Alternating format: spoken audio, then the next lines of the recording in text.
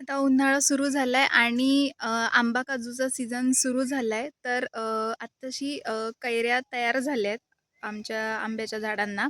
आणि आज मी माझ्या वाडीतल्या अ, काजूचे झाड आहे, तर तिथे बघायला आले होते की किती काजू झालेत मोठे किंवा काय मोठ्या बिया झाल्यात का म्हणून.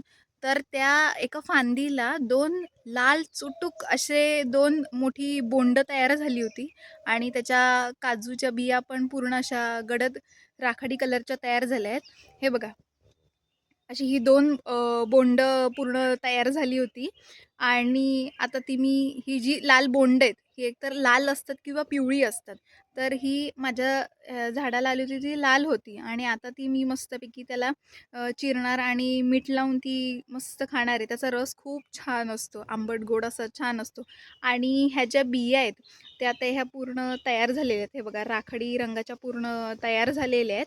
आणि आता त्या आपण म्हणजे चुलीत किंवा असा पसरवून त्याच्यावरती ह्या काजूच्या बिया भाजायच्या. त्याच्यातून असा चिक निघतो किंवा त्याच्यातून ते असं काजूचं तेल असतं ते निघतं. आणि त्या पूर्ण अशा काळ्या झाल्या की आपली भाजलेली काजू तयार होते. आणि आता हे बघा, हे बोंडपासून ही काजू कशी काढायची तुम्हाला दाखवते. हे आहे माझं काजूचं झाड. आणि मी याला दत्ताचं काजू असं म्हणते. तुम्हाला दाखवते मी याला दत्ताचा काजू का म्हणते ते. जो बुंदा आहे हा बघा, जसा आपण विष्णूंना किंवा दत्ताला जसा आपण गंध लावतो, तसा असा यू शेपमध्ये आणि असा बाजूने त्याला छान दोन फांद्या वाढल्यात. असंच तो वाढला आहे, बाकी कुठेही वाढलेला नाही आहे. असा छान जमिनीपासून एकदम असा कमी अंतरावरचा हा माझा काजू आहे. आता बाकीच्या ठिकाणी त्याला अशा अजून छोट्या काजूच्या बिया आहेत, पण त्यात ह्या दोन काजूचे बोंड तयार झाले होते.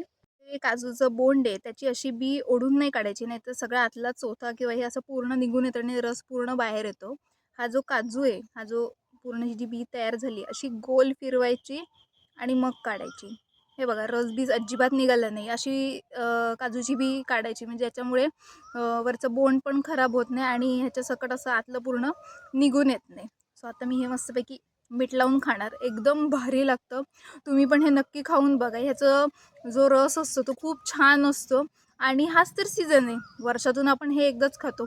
सो ह्या रानमेव्याचा, कोकणी मेव्याचा पूर्ण आनंद घ्या. मी तर ऑफकोर्स मी कोकणातली, सो मी याचा आनंद पूर्णपणे घेते, एन्जॉय करते.